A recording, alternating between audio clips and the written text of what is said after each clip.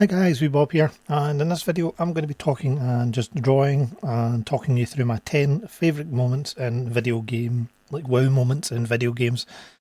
This is a VR response to Alan Mamemeister, and I haven't done one other than my own community questions recently, so this is kind of nice to do it back to somebody else. So my drawing here is of the Smile. It's my kind of take on the Smile poster, with again a bit of the retro kind of 80s stuff going on down the bottom here, and some stuff happening in the mouth that needs to be sorted. You're not probably going to see much change to this drawing over the course of this video, because I'm probably going to be talking too much and not actually concentrating on what I'm doing. But I figured I wanted to draw, and I figured I'd do a video at the same time. So whether it's rubbish, I'll let you see the time lapse, because when you're on these things, doing them live as such, drawing live is actually quite difficult to do. It can be. So you may not see much difference to this video and this image over the period of time. I might put a time lapse up so that you can see where it started from and how I got to this point in the drawing. So it does need work. It's not quite what I want it to look like. The face or some things are just not working for me. It still looks a bit cartoony, a bit rendered. And so anyway, top 10 moments in video games, and this might be a long video, and for those that want to just listen along to somebody talking nonsense, we'll see. Like I says, what I'll do is where I'm talking and I'm not doing anything, I will probably just put something up on the screen and we'll go from there. So I kind of want to get a soft brush and brighten this up. So if I look at this here, there's a bright bit here that I've missed. It's not on my drawing, and it will help with the contours of the face. My face is slightly too wide as well, so it's not an exact replica. I didn't really do any measuring on this. I just drew it freehand and tried to get the measurements as best as I could. So anyway, let's like I says, I need to just brighten this up a wee bit. And this is why I like tablets. I'm doing this on my Samsung tablet, so I can put 3 fingers down and make the thing bigger or smaller. I know there could be a rude joke in there somewhere, but anyway, let's talk about my top gaming moments. So Alan was talking about moments in his life where kind of jaw drops, and I did that with movie, music, and things like that. And really, I wanted to do this, and I'm just going to kind of get straight into it because I'm just waffling while trying to figure out what to do with this drawing. So my first one, and I'm turning to my left as the voice changes. I haven't really bothered setting up the microphone, so I'm hoping it just turns out okay. Check I'm recording. I am. Woohoo! The first one, I want to go right back to one of the first games I played, and there's a bit of a theme. I realised when I started writing down these, I realised I've got a bit of a theme to these moments, and it's kind of comes all the way through my gaming history life with the type of games I like. So the first game on my list is a game called Scuba Diver, or Scuba Dive, on the ZX Spectrum. I will try to put up gameplay footage so that you can see some of that. But this was quite a cheap game from memory. I probably didn't pay for it. The likelihood of me having money at the time to buy is potentially unlikely. So chances of me having money to buy this game is not good.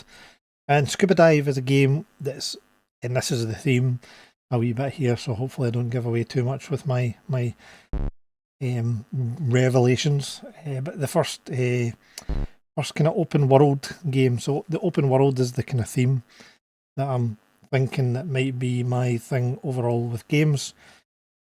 And yeah, just the game Scuba Dive was a cheap game, but you had the freedom to move the boat, and you could move the boat and then dive off the edge of the boat. And your wee guy was just a wee stick figure guy. There was nothing super exciting. Graphics weren't particularly great, but yeah, just the moment of diving down into this world where you get to choose what way to go, what caverns to explore, all that kind of stuff. And yeah, just amazing game. And yeah, for me, there's not an actual wow moment other than be able to move the boat wherever I liked and do whatever I liked. You could go whatever direction, and you obviously had these kind of graphics with the sharks, which was pretty cool, and that type of thing with the octopus, and you had to get by the octopus, and you had to get treasure. Quite a simple game overall, but yeah, for me, it was the first one that kind of popped into my mind that I thought, yes, I like that. And there was a lot of games that I've left off my list. Again, just to try to kind of think what was a wow moment. I actually kind of struggled probably more with games than I did with movies, because I've seen a lot more movies than I have played games. Partly that was due to like growing up more in the Mega Drive era, and with the limitation on the games I could have, I ended up with like FIFA, Sonic the Hedgehog, and Sonic was on my list, but I took it off, being the first game I ever played, in the kind of jaw-dropping moment where you start to play Sonic and it's you can't believe the graphics that you can see on your home screen. So yeah, Sonic was on there. It's not anymore. What I'm quickly going to do is I'm going to duplicate my layer so you can see I've got different stages here. I can stage save as I go. This is an older version, quite a more simplistic version. Maybe you like that one better. And then as you go up through the stage saves, you can see what I mean by stage save is I literally go to my my layer here and I duplicate it. So duplicate, and that's a stage save. So and can now go from this version to not that version, because that version's an older version. The next stage save was there. I'm going to go with that misty look, and then like I said, this is where I am now. And I'll just turn off the others, but it means I can go back if I don't like what I do during this video. I can go back and just go back to the beginning and restart. But I'll try this kind of, when you're doing an edge, you kind of get blacks and different lights, the way that light would hit an underside, like the underside of a ridge, and then how it would change to the top side of the ridge. Not very well done in this image. I was kind of going more horror, obviously based on what you can see. So yeah, Scuba Dive was on my list. It's a great game. Like it says, we're already 7 minutes in and I've only told you one game, so this could be a very long video. Plus, I'm drawing and enjoying myself. For a change, I had a good day at work, and it's nice to have a good day at work. Not the best day at work, but just a day where there wasn't a great deal of drama, and get things done, get some good productive stuff happening. So yeah, just I'm happy to be home. I don't normally do midweek videos, but on my wee Bob channel I can kind of do what I want to do. I don't need to be like the way my other channel is with the art channel, where I try and keep it a bit more professionally edited, if you want to call it that, if you can call it professional. I tried to keep that channel a bit more structured, and yeah, not for everybody, but that's what my kind of viewpoint on my kind of the art channel side of things. So, yep, next on my list, I've got 10 of these to go through, and like I said, you might notice that there's a bit of a theme. Well, sort of. The next one's not so much of a theme, and this game it's a game I've played at Arcade Club, and spent quite a bit of time on it at Arcade Club, enjoying myself with the steering wheel and the pedals and the gears, to give you a bit of a hint. And the wow moment was you're driving up this road and it splits into different roads, as you can imagine. And you go down at a particular road and suddenly you have hit the water and your car turns into a boat. And the game is Spy Hunter, as some of you may have gathered. And that wow moment, my jaw dropped. Obviously we had the cover art, but this... It's weird, even when I go to Arcade Club now, I've never actually made it to the point where I get to turn into a boat, because I'm not that great at computer games.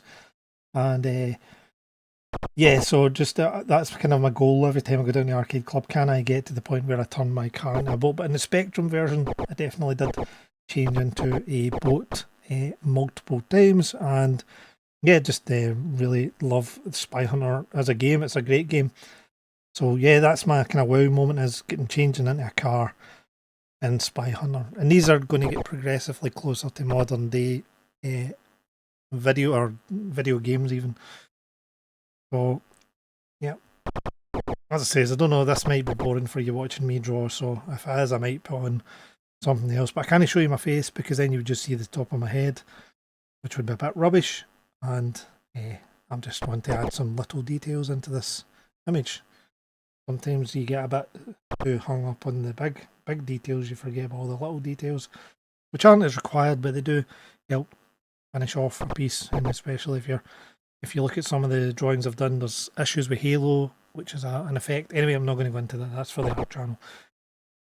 I could have had all these ideas when I was trying to do art videos because it would be helpful. I'm using a kind of a smoky brush here. Sorry, I made this one H lines. I think I kind of made my own version of it. And you've obviously got manga ink, so you can... Oops, that didn't work way out because I'm into the smudge over here, smudge. Right, anyway, the next one on my list, so that was Spy Hunter. Right, I am just going to choose one, so I'll bring the next one up kind of to date. And there's a game back again on the Spectrum with its lovely yellow graphics and colourful graphics.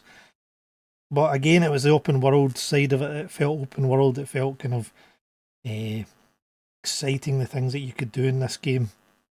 And the bell rings. You're in amongst your pals.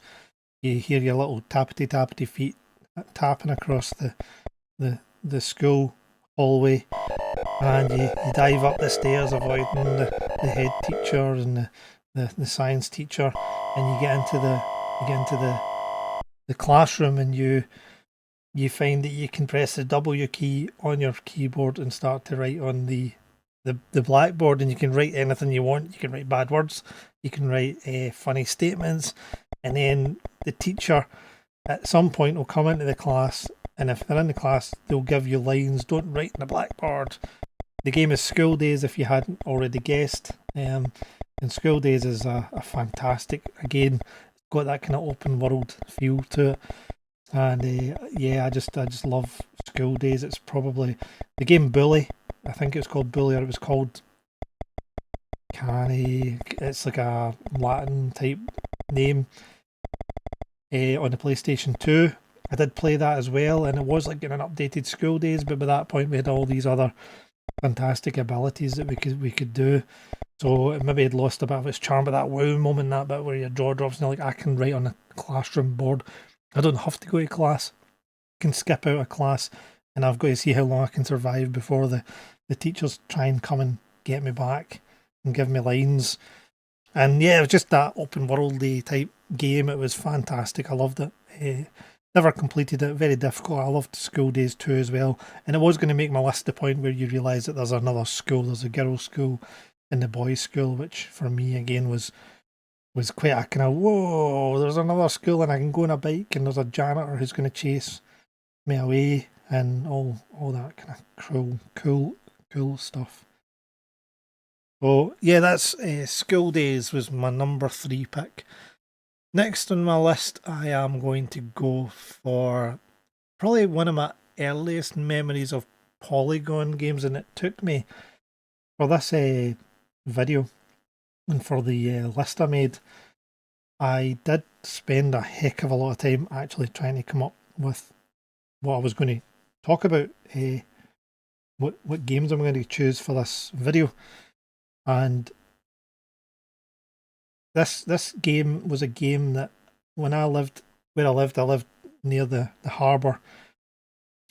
My friend, we didn't have a lot of money, but one of my friends was a bit geeky, but his dad was a doctor. And I might have mentioned this in my past videos, but his dad was a doctor. And I've never talked about this game in past videos because I could never find out what it was. And it, like I said, I sat through like 1,000 Amiga games and this type of game and that type of game. So you now know it's from the Amiga. About that. So yeah, now know it's from the Amiga. And when I went to his house, he had this Amiga. I believe it's the Amiga. You'll be annoyed with me saying Amiga. Anyway, I had this game, and the thing that seems to be stuck in my brain is the hovercraft. There was a hovercraft in this game, but there was all these other things like and fighter jets and different vehicles that you could choose from. And part of me is still not entirely convinced I've got the right game, but I think I do. I don't know for absolute certain. I really need to turn off the ability for my taskbar to open up when I'm trying to draw. Right, let's see what we're going to do. Yeah, we'll just keep going with this. I'm going to really look at this kind of because the neck needs to be a bit lighter coming around this way, which is good. You can just tap down here, grab the kind of colour you need, find the brush, and then start to kind of lay down some colour. It's not quite as easy as that, as you may know if you've ever tried to draw. But that ability to not have to mix paints to get to the colour you want is a big advantage to digital art. But yeah, where are we? What time are we at? We're already at 15 minutes and I've done this, so this is my fourth game. So yeah, the game is called Armageddon, and again I'll put it on the screen, Armageddon. And it was by Psygnosis, from what my research told me. And I was just like, whoa, I found the game, and I think it is the game, but you can be a hovercraft, you can be a tank. And I just remember, because at the time I had a Spectrum, and to go from these Spectrum graphics up to this thing where you had like full polygon 16-bit, and I hope I've got that right so I don't get shouted at by those more in the knowledge than me, and I've certainly never had an Amiga because we would never have been able to afford an Amiga at the time, or at least at the point we did that. I think we probably went down more the PlayStation route, and the Mega Drive at the time was the console I had. Just trying to check this looks right. It's kind of difficult with this blue haze coming over because really that should be a bit.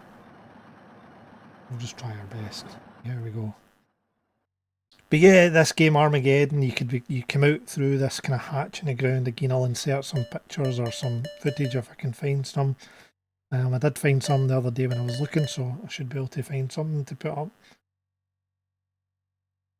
Now this, we're looking here at a curved surface, and I know that I'm kind of getting into talking about drawing, but this program's got quite a good thing where you can go to this little icon here, and it allows you to figure out from that colour what a dark shadow would be.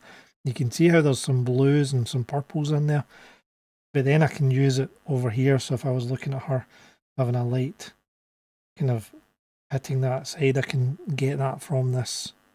I don't want it quite as heavy as that. You can come in a wee bit, but that's a really helpful tool to have. So yeah, that's Armageddon, like armor, like you'd wear in GTA and Geddon. Anyway, I'll have put it up on the screens. I don't know why I'm trying to explain how it's spelled. Yeah, let's get some blending happening here because that is way too harsh a shadow. Well, sorry, it's like you make soft shadows and you can make hard shadows. Like when you're doing a box, you'd want a hard shadow. So we'll leave that to that. It kind of gets me that light onto the neck. It's not as dark as it was. You can still see there's, now down here in my reference photo, you can see the light does come down, and I did have in a previous version her neck coming down a bit further, and I decided to go with this weird 80s kind of, who knows what it is, grid. Is that like my 80s stuff? That's just a reference. I can move out the road, and then you can kind of see where we are. I have spent a wee bit of time on this, and my wife and I sit and watch TV shows, and some of the TV shows that we watch I'm not particularly interested in, so I do say, look, I'm going to draw, and it's quite handy because then I can get some time, I can get some gaming done, not when that point, but that means that I can free up some time where I would be drawing to do some gaming. What I'm going to do is just change this colour to the hair colour. The hair's still bothering me, something about it's not quite right. That should probably be darker here. But anyway, I don't even know where I was going with that comment. Just that I've spent a bit of time on this drawing, and it's quite nice just to come back to it and add some little details. There is older drawings that I should really go back and start adding in details to them. And I would like my face to look better. There's something about it that's just not working for me. I think it might be the dimensions on the chin. something about it's not quite clicking with me at the moment. Anyway, and that's the weird thing. Sometimes you can get to a point where your art, you can't take it any further. You need somebody who's of more experience to you to come and point out to you what's up with your drawing. They might, like I've had that in the past where I've went to professional artists and said, can you tell me something? And they've been really good with helpful hints. Anyway, we're not in an art video here. We're on a wee bob top 10 gaming wow moments in response to Mr. Mamemeister Alan. Apologies, Alan, if you're having to listen to this diatribe about artwork. And but you like art and stuff as well. I know you do, but I don't know if you're into doing digital art at all. Right, next one. Again, this one's probably a lot of people hate this game, and I know that a few people hate this game, probably including Alan. And what it's really to do with is that I'd never seen anything like the game before. Yeah, it was something new, and maybe it's kind of got a theme again compared to something else that I mentioned earlier on. But the game's Echo the Dolphin, and it's not so much that I enjoyed the gameplay, because I found the game quite difficult. I didn't know quite what I was doing, but just the ability to run, not run, because obviously you can't run as a dolphin. That would be quite a funny sight. I'm sure AI can bring them a dolphin running.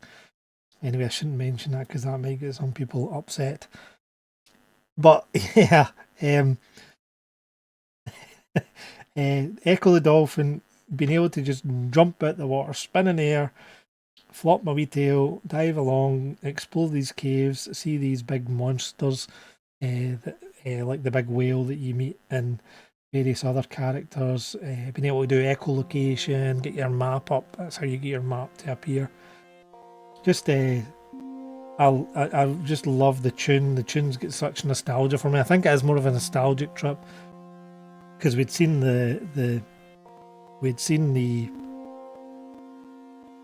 reviews in the magazines leading up to the release of Echo the Dolphin, and I'm almost certain it is a game that I bought almost on launch day if I had the money, that is, because again I was quite a young person, and for me to have that kind of money to buy a Mega Drive game would have been unusual. So yeah, might not have been me. I might have borrowed it from someone. I don't actually know. Tune that it comes with, an ethereal type tune that was in it, and the movement of your character. Hoping this is picking up all these words, and I'm going to have to watch this back and add in all the stuff. Fantastic, great. The longer I go on, the longer I'm going to have to sit and edit this. Anyway, the next one, and I'm going to put this in here because it's a bit of a duplicate of perhaps someone else's answers to these questions. And it was, I was sitting reading it or watching their video, and I went, they've just chose what I chose. But I got my PSVR back when it first released. I remember getting it, and I had it hidden in the cabin out the back door. And my wife and I had went out to check. I says, look, I want to go and check it's working. You know that old trick. I'm just going to go and check it's working. Just going to have one wee shot just to make sure everything's okay, so that when we wake up on Christmas Day and we get it off and out the box and all the kids are excited to have a wee shot, we're not just sitting there with an thing that's not playing. So we need to go and have a wee shot. Well, that was what I convinced my wife that was the case. Anyway, so we headed out and we were playing this game, and I have mentioned that before, but that's not the game I'm talking about. But the game I first played on it was a wee kind of interactive experience called Alumet or something like that. It was a strange little kind of experience game, and I just remember being able to look in people's little kind of, there's like a little town, and you could look around and see little people. There's kind of more shadows and all that kind of stuff. So yeah, Alumet, but that's not the game I'm talking about. I'm talking about when you first sit in X-Wing from Star Wars in the Star Wars Battlefront demo, and I was just like, this is amazing. The fact that you could turn around, and I know that the other person had done a few mentions of moments, and there is a lot of moments in that demo that are just fantastic. But this sitting, being able to press the buttons within your X-Wing was just amazing. I just loved it at the time. Well, here we go. We've got an ear here, and we've got an ear that kind of needs to start here. So this ear needs a bit more definition, which will help my drawing look better. from what it is. So let's start trying to get a bit of ear definition in here. I know that I'd got nothing to do with Star Wars, but hey, you're listening to a wee Bob who does stupid artwork video. So yeah, just sitting in that X-wing. Even before you get to the X-wing, in my mind there's a jaw-dropping moment where you're just at the title screen and the walker walks by you, the big. I'm not very good with my Star Wars names. I know there's an AT-AT. I want to say AT-AT, but I could be talking mince, and you're all going to be shouting at me because I'm not good with my Star Wars lingo. So yeah, but yeah, just that moment of the title screen, and you're just standing in this massive walker, as I'm just going to call it a walker, goes across the screen, and the jaw just drops, and it's just a fantastic demo. The weird thing is, I never felt the same for when I started playing Star Wars Squadrons. I never felt Star Wars Squadrons held my attention, and I don't know whether it was just that at the time. Suddenly, I've had my VR time. The VR time has come and gone, and I don't have the kind of excitement and novelty of VR to hold my interest. So when Star Wars Squadrons came out, I didn't feel. I think when I sat in you can sit in the TIE fighter, and I'm hoping I said X-wing earlier on. And sit in the TIE fighter in Squadrons, and again, that's quite a kind of jaw-dropping moment as well. Just being able to sit in a TIE fighter and have a look around, and yeah, just all those kind of the VR Star Wars stuff. I love the pinball and VR as well, which could be. I don't know that was a jaw dropping moment. The one with the Star Wars demo definitely was for me. Just a fantastic. Oops, the wrong things. A fantastic demo that came as part of a game that I already owned, which was lucky. And when I found out I could just put it in and play it, I was like, "Whoa, this is fantastic! I'm so excited!" And away we went. So anyway, we're now 27 minutes in, and I've done 5, and we've got 5 to go, I think. So, or was that 6? I've got 1, 2, 3, 4 left. So I'm hoping I've got the right amount. Anyway, next one for me. Let's just jump with kind of a game that you might know me for playing, and I've mentioned it a number of times in other videos. I mentioned it in my music, or like my jaw-dropping music moments. So it's Last of Us 2, and I played The Last of Us again. Alan talks about this game, I talk about this game, and it kind of fell between The Last of Us 2 and the moment I walked into the town of Valentine in Red Dead Redemption, which again appeared on a few of my lists. That felt like I was Marty McFly in Back to the Future 3 when I played Red Dead Redemption, but I decided to go for The Last of Us instead because of how much fear the game brought to me.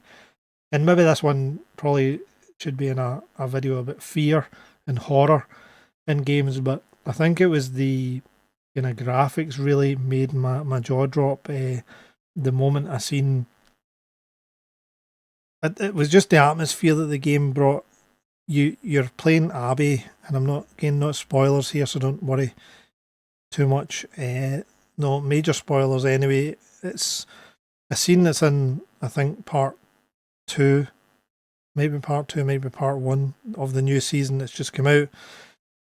And in the game, you are Abby, and you're walking across this snowy landscape, and you're kind of learning the controls. It's almost like a tutorial level, and you fall and slide down into this area where there's a lot of zombies, and they start falling out trees and they start running at you, and just the atmosphere, the dull darkness of the forest, the just the look of that forest, the kind of the way that you fight, because you get told how to avoid getting hit and how to parry.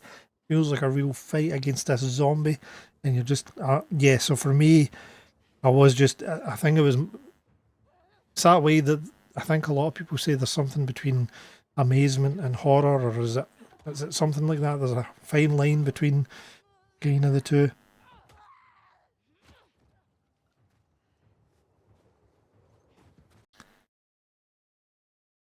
But yeah, sorry, I thought somebody was coming through there. Whether I edit this out or not is a different matter. So yeah, I'll put on the screen. You'll be able to see what I mean, hopefully. But just the runner starts coming at you, and you're just like, oh, scared. And I'm not a horror fan. Not a horror. Well, I don't mind horrors. I'm starting to get into horrors, which is a bit odd.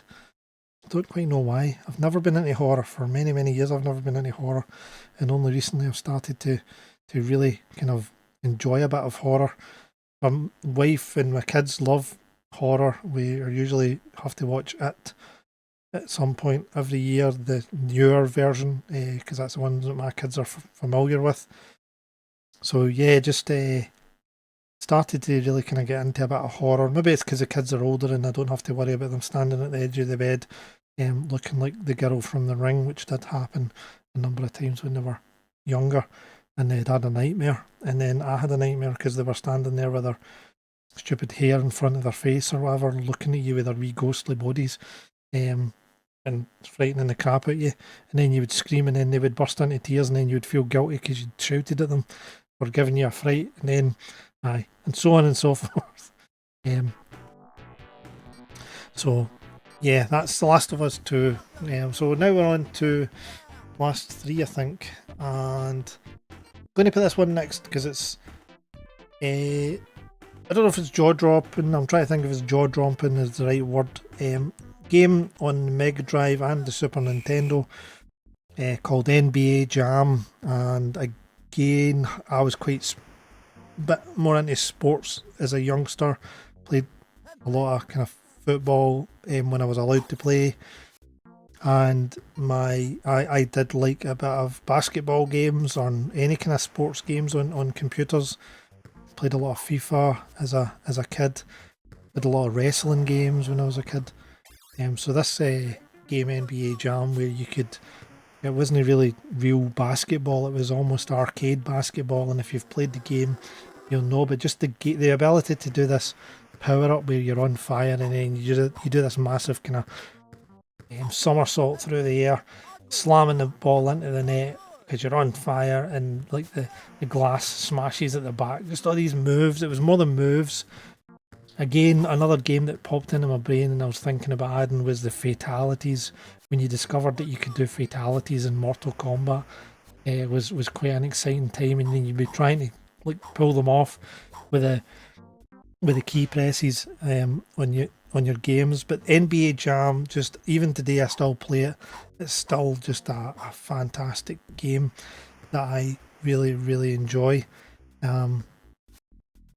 Just looking at this part here to see how it matches up. But I'm not too fast. I'm just kind of playing about here with details, which is kind of nice to do because sometimes you just don't have the patience to sit there and kind of put the details in that should be there. Don't know if I made a mistake there. Sorry, next game, let's get moving on. So NBA Jam, addictiveness of doing moves is what I wrote. And it was just an addictive game, right? So the next one, and I think I've decided what my number one pick will be. The next one is I love a game of stealth, and Splinter Cell is not the game I'm talking about, but Splinter Cell was certainly a game that I thought was fantastic on the PC. Probably use that word fantastic way too much, but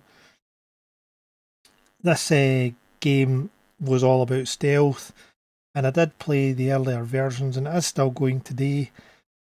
And again, there was a couple of things that popped into my mind, and I think it was originally Max Payne that popped into my mind with a kind of slowdown of time. And then this game popped into my mind because I've played the 5th version of it, I think, or the 4th version of it quite a bit. And the game is Sniper Elite 2, or Sniper Elite 2, I think was the first one I ever played. But Sniper Elite 3, 4, if you've ever played a Sniper Elite game, if you do a shot from a far distance, you will get, and it's a good shot, you'll get this slow bullet flying through the air, and you're watching it, and you're like, where's it going to hit the enemy? You kind of know at that point you've hit the enemy, but you don't quite know how good a shot you've got. then there's the animation of their body taking this hit. This bullet ripping through their body. Lovely. I know it sounds lovely, but when you're doing that and you see these great graphics of your skeletons smashing up, and then you feel such a sense of satisfaction about this bullet having met its mark or met its target. Again, another game just popped into my brain there that was kind of jaw dropping, but I better not keep just mentioning other games because I just keep trying to add to this list of 10, which I thought I was going to struggle with. Clearly, I didn't. So the Sniper Elite bullet, the kind of bullet time Sniper Elite from far distance, just I enjoyed it, loved it, fantastic. So the next one and the final one on my list, and we're getting close to 36 minutes, which isn't bad. This is going back a wee bit again to Mega Drive days, and the game was known for it was kind of had cutscenes as well. It had some cutscenes, but for me it wasn't so much the cutscenes, it was the movement of the character. I don't think I'd ever seen such realistic movement, perhaps in Mission Impossible on the Spectrum Commodore 64 with the movement of the character, but this game especially stood out in my mind. And the game's flashback on the Mega Drive, I would have played it on the Mega Drive anyway, and that movement of the guy pulling the gun out of his jacket, or him running and jumping and catching on, and it had a bit of Pitfall kind of look to it, where you were grabbing onto the edge of these ledges. It was just something that made my jaw drop. The movement, and I remember just standing. I can't even speak. I remember just standing and pressing the button for the guy to pull his gun out, put it back in the jacket, pull out the gun, put it back in the jacket. And for me that holds a lot of special kind of memories. I did struggle with this a wee bit because I was trying to think. I don't know that I can associate jaw dropping moments in games. I know I've had it a lot with movies, but games are so usually long term, and I remember the jaw dropping moment of seeing VR, for example, and I remember seeing Sonic the Hedgehog for the first time, but it wasn't like a moment in a game where I was like, oh my goodness, this is amazing. So I did struggle a wee bit with the topic, and I'm not saying that you can't have a jaw dropping moment in games, because you can. It was more, I was thinking more, like I said, about The Last of Us, where the fear just kicked in. The fear of that being so realistic, and the movement and the kind of the battle mechanics that you used, similar to Sleeping Dogs. Sleeping Dogs, when you battle in Sleeping Dogs, felt quite intense. Mad Max is the same. But for me to have a jaw-dropping moment, again, Final Fantasy VII comes to mind, but Final Fantasy VII was just, it felt like a journey. It felt like the time of my first ever kind of having a story told to me through the media of game, rather than just being shooting like Space Invaders or whatever. Instead of that, just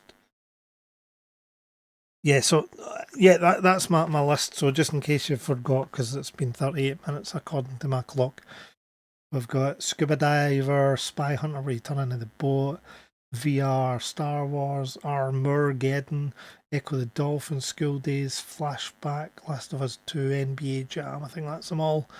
Over to the right, I did have one special mention. I can't not mention this, but it felt a bit too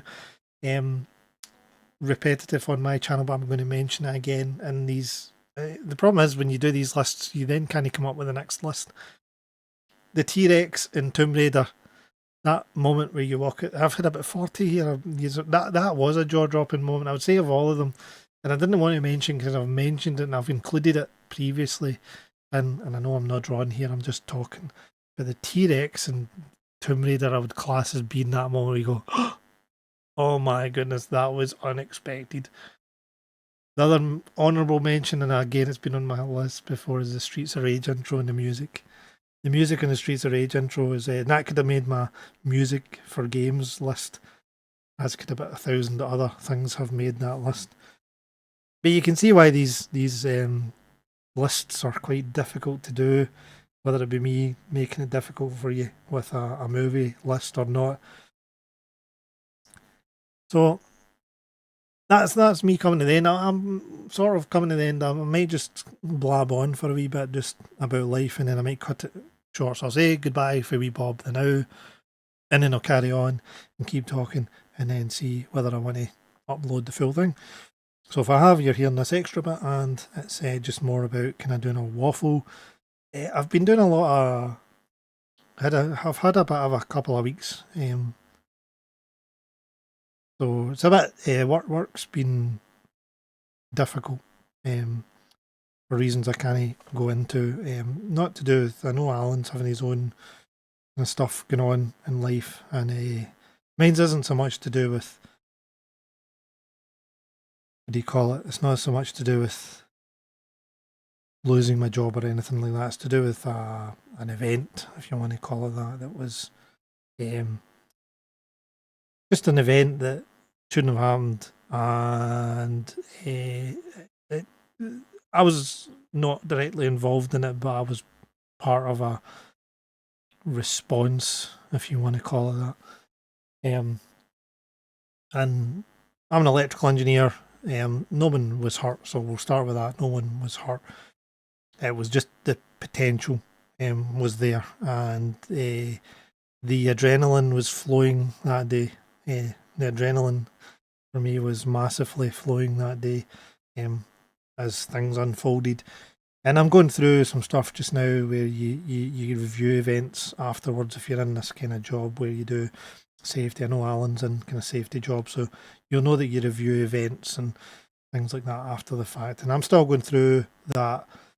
So as other people who um, were involved or whatever. Again, nothing totally out of this world. It's nobody got hurt, like I says. It's just one of those days you go to work and you're doing a kind of normal task, and then everything goes out the window because something kind of crazy happens that is unexpected. It's not been on your mind. It's not something you were expecting to happen. It's kind of really out of the blue, and all the tension starts running, and you just have a day.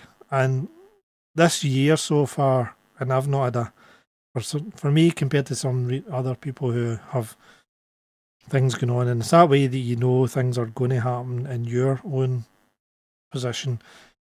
I've been relatively okay this year. It's just the work has been so crazily busy and quite intensive jobs going on.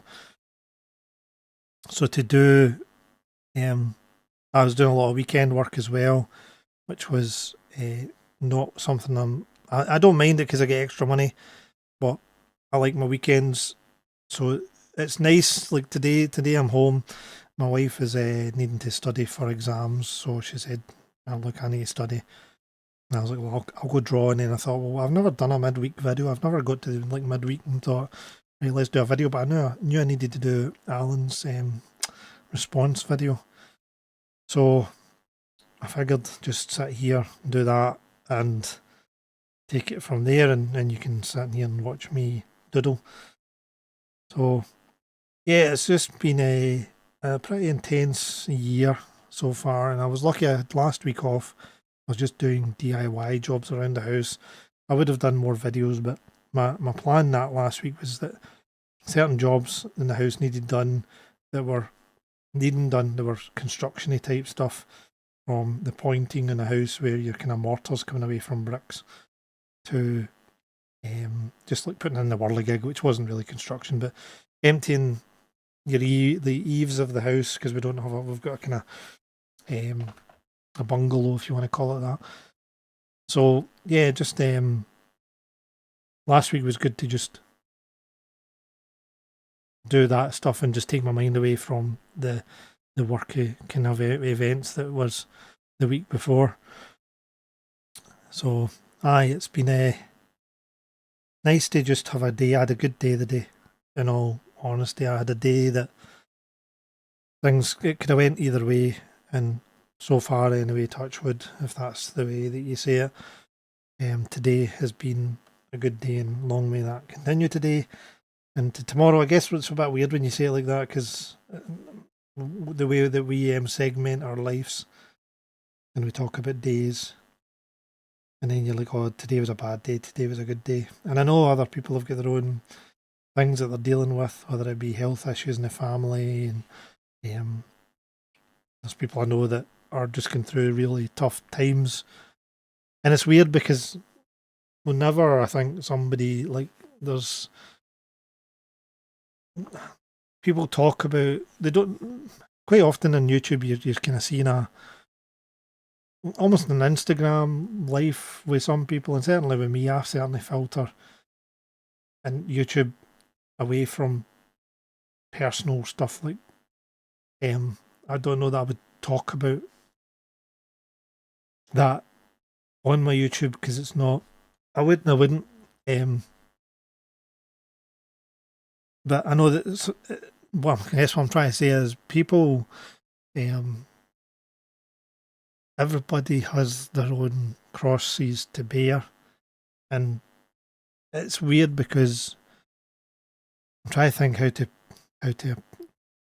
put this. The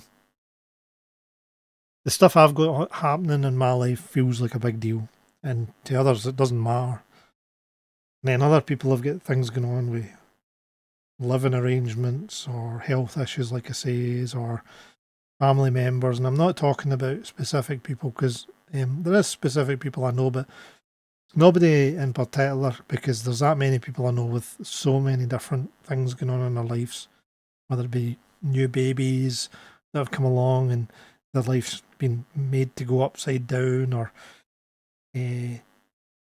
pets that have passed away, or kids having things to deal with. I mean, my kids certainly have had their fair share of trials these past number of years, and we are in a good place now as things stand. Again, long may that continue. Tomorrow I might be sitting here going, oh my goodness, spoke too soon.